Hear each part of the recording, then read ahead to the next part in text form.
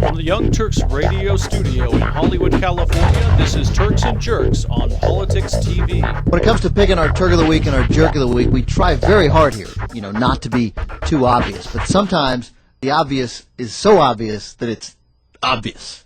So we'll begin. Which one we want to start with, Jack? Oh, we're going to start with Turk of the Week. All right. Gee, I wonder who it is. Ned Lamont, Turk of the Week. You know it. I know it. The American people know it. You got to love it, man.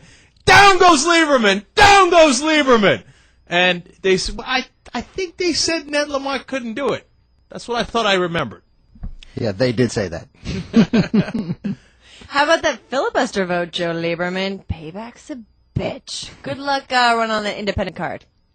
Yeah, so the choice, unquestionably obvious, but there are a couple of people who I wanted to praise this week, or a couple of groups. First, one person, Wes Clark. Already the Republican spin machine has begun with the Joe Lieberman defeat. Proves that Democrats are weak on security. Wes Clark coming out today and saying, being wrong about the Iraq war then and now and not pursuing Osama bin Laden, that does not make you strong on security. That makes this country weaker, so props to Wes Clark for that. Also, the Democratic leadership, they had a choice here. They could have soft-pedaled the support for Ned Lamont, but the day after the primary, they all come out and say, no, we support Ned Lamont. Good for them. Ned Lamont, Turk of the Week. Of course!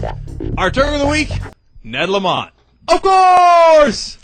And our Jerk of the Week, of course! Wait. Of course! I don't have it in me. It's your thing. Anyway, it doesn't matter because, as you know what's coming. Our Jerk of the Week is Joe Lieberman. Now, we could have made Joe Lieberman our Jerk of the Week for a lot of different reasons. One of it is how much he loves George Bush. Another is how much he loves the Iraq War. Third one is how much he undermined the Democratic Party when he was a so-called Democratic senator. Fourth one is for his independent run. Is there a fifth one, Jill?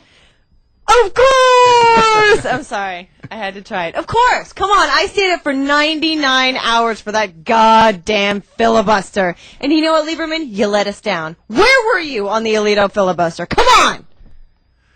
Well, as Jill said earlier, payback's a bitch, Joe. But all that didn't even put you over the top. But what you said after your loss, that's what put it over the top. Ben, what was it? Day after the primary, Joe Lieberman, I guess the night of the primary, actually, Joe Lieberman says, I cannot let this result stand. This is a guy, remember, in 2000, who told Al Gore to concede, when, as we all know now, a recount of the whole state of Florida would have given Gore and Lieberman the presidency.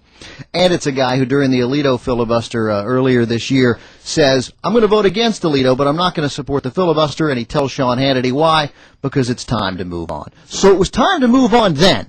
But not now, not at this point when your own political career is on the line. Then for a change, Joe Lieberman actually willing to fight. Unbelievable.